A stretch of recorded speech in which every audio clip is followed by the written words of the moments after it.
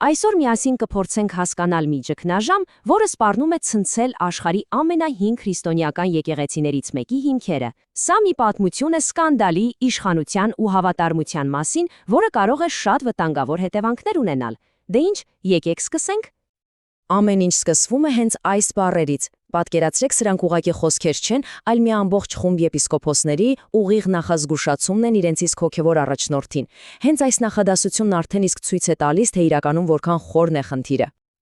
Գիտեք, խոսքը ոչ ավել, ոչ պակաս հայ առաքելական եկեղեցու մասին է, որն ավելի քան 1700 տարվա պատմություն ունի ու միլիոնավոր հայերի համար ինքնության անբաժանելի մասն է։ Հենց այս հնագույն կառույցն է, որ դիմացել է անթիվ պատմական փորձությունների, բայց այսօր ցնցվում է հենց ներսից։ Դե, սա է միլիոն դոլարանոց հարցը, այնպես չէ։ Ինչը կարող էր ստիպել եպիսկոպոսներին բացահայտ դուրս գալ իրենց կաթողիկոսի դեմ։ Պատմությունը սկսվում է մի սկանդալից, որը շատ արագ դուրս եկավ վերահսկողությունից։ Ամեն ինչի կիզակետում հայտնվեցին համացանցում տարածված տեսանյութերը, որոնք, մեղմ ասած, մեծ աղմուկ բարձրացրին։ Բայց գիտեք, խնդիրը միայն տեսանյութերի բովանդակությունը չէր, այլ այն, թե ով էր ենթադրաբար դրանցում։ Խոսքը ոչ թե շարքային քահանայի, այլ մայրաթորի կանցլերի, այսինքն եկեղեցու վարչական համակարգի ամենակարևոր դեմքերից մեկի մասին էր։ Սա ուղիղ հարված էր հենց եկեղեցու հեղինակությանը։ Բնականաբար այսպիսի սկանդալից հետո բոլորի հայացքներն ուղղված էին եկեղեցու ղեկավարությանը։ Ինչ էին նրանք անելու։ Դե արձագանքը կարծես թե չուշացավ։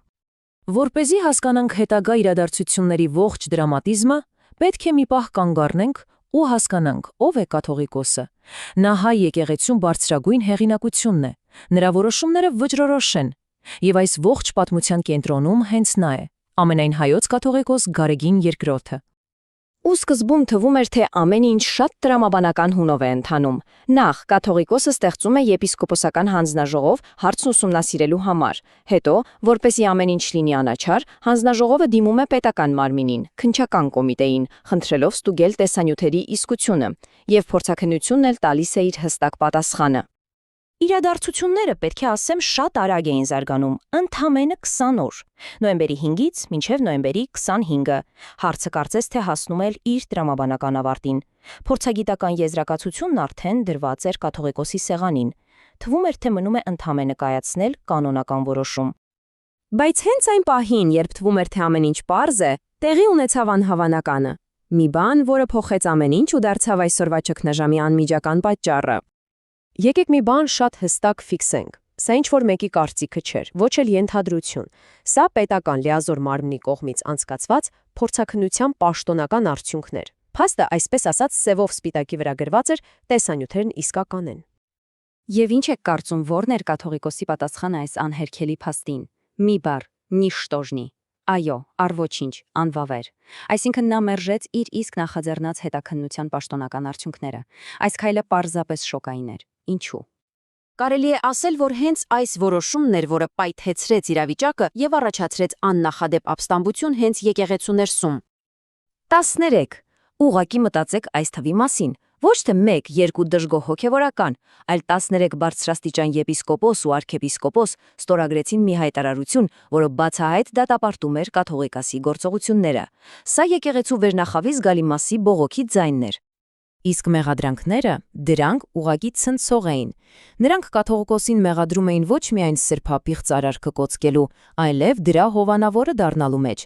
Ասում էին, որ նա դրժել է իր ուխտը, խախտել եկեղեցու օրենքները եւ ամենասարսափելին ստեղծել է եկեղեցու պառակտման, այսինքն հերձվածի իրական վտանգ։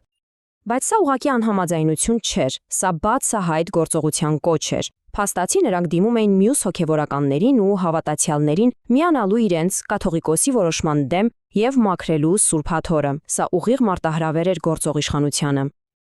Այսպիսով մենք հասանք մի կետի, որտեղից հետ դարձի ճանապարհը շատ բարդ է թվում։ Եկեղեցին հիմա կանգնած է խաչմերուկի առաջ։ Իսկ ինչ է լինելու հետո։ Գիտեք, հաճախ ենք լսում հերձված բառը, բայց կարևոր է հասկանալ, թե դա իրականում ինչ է նշանակում։ Սա պարզապես վեճ չէ։ Սա կառույցի պաշտոնական վերջնական պառակտումն է, որից հետո մասերն այլևս չեն ճանաչում միմյանց։ Սա ցանկացած եկեղեցու համար ամենավատ սցենարն է։ Այնպես որ այն ինչ համատեսնում ենք, սովորական տարաձայնություն չէ։ Սա իշխանության եւ հեղինակության համար բացահայտ պայքար է։ հենց հայ եկեղեցու ամենաբարձր մակարդակում։ Եվ այս պայքարը կարող է հանգեցնել երկարատև ու շատ ցավոտ բաժանման։ Եվ ի վերջո ամեն ինչ հանգում է մի հարցի. արդյոք այս աննախադեպ ճգնաժամը կդառնա մաքրվելու եւ նորոգվելու հնարավորություն, թե մենք ականատես կլինենք մի բանի, որը կպառակտի դարերի պատմություն ունեցող այս կառույցը։ Պատասխանը դեռ առջևում է։